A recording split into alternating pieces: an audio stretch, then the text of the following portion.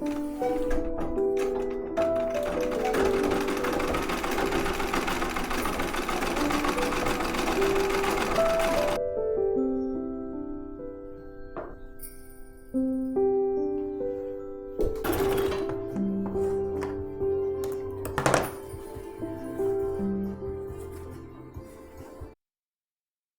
made this quilt for a friend's daughter who likes to read.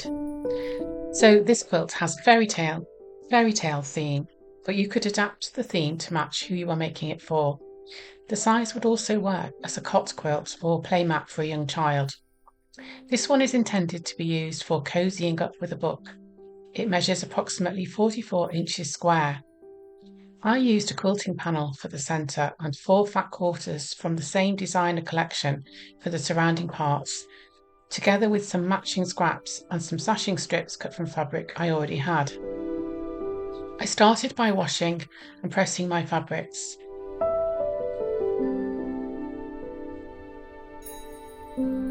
I cut strips of the dark blue star fabric and sewed these to the quilt panel to frame it. If you think of this quilt as a frame quilt, it is easier to plan it.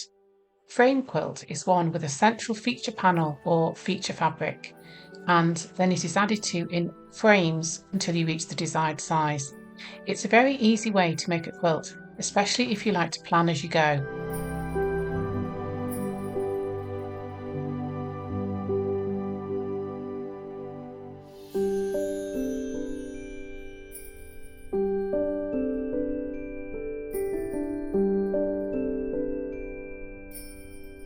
Here you can see me cutting strips for the binding, and that's in a similar fabric, but it's pink.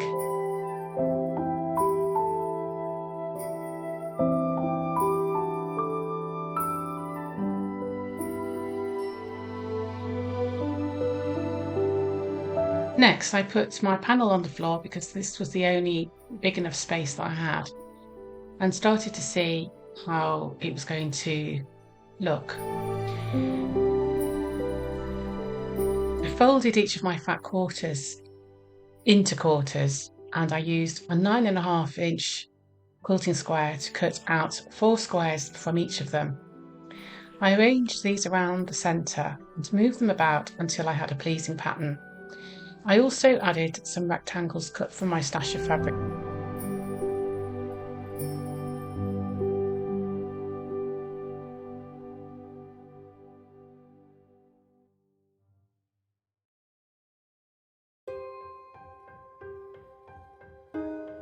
So at this stage, give some thought to the direction of the prints on your fabrics and decide whether you want them to radiate out from the centre or all make sense from one direction. My fabrics here are pretty forgiving, and so it wasn't such an issue for me, but depending on the fabrics you're using, you might need to give that some thought.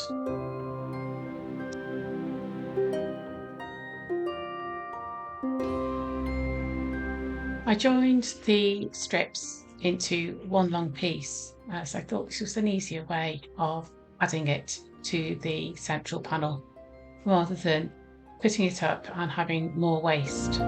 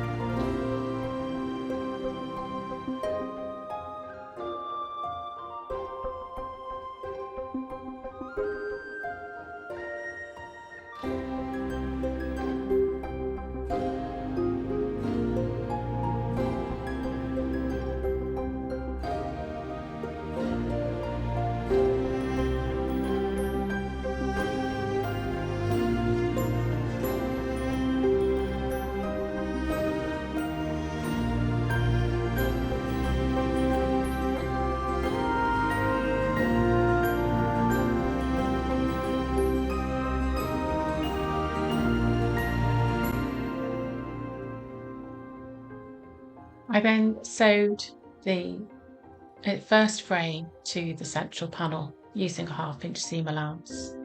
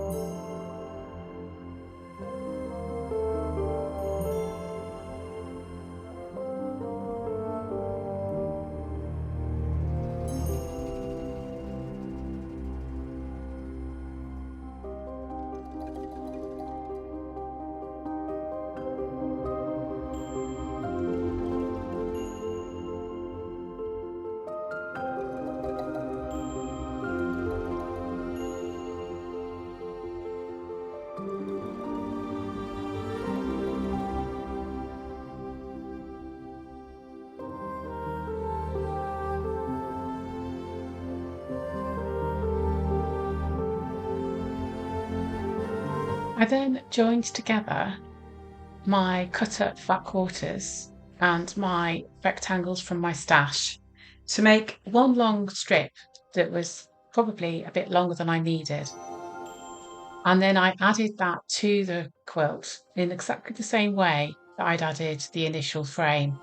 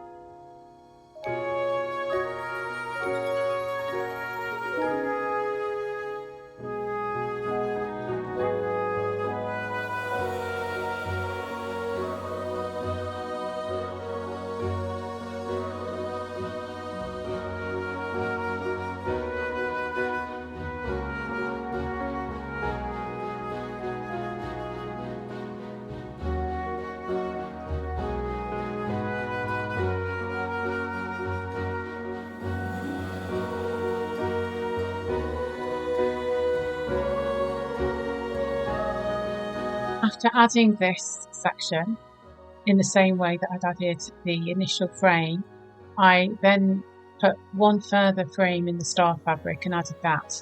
You can see here the layers of the quilt. I used ordinary cotton batting, and as a backing I used a piece of lilac brushed cotton cut from a sheet, as this was the most economical way to purchase the colour I wanted.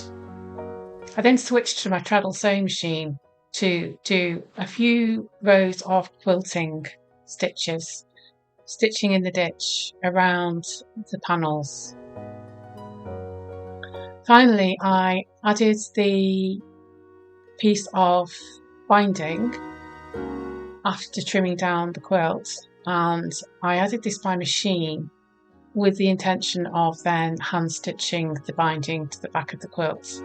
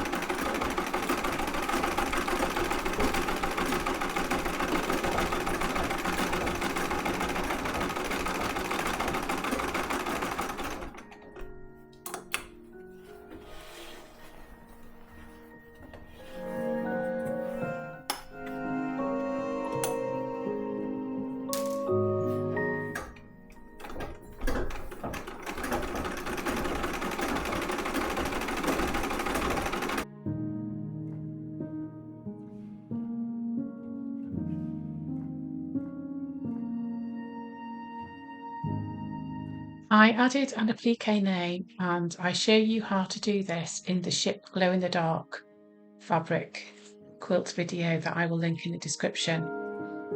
Thank you for watching. I hope you enjoyed this little quilt make, and you'll find ways to adapt it to what you want to make for a quick project. Next week's video will be from Cambridge in England, where I am taking a quick trip. I'll also be enjoying some slow stitching, including hand finishing the binding on this quilt.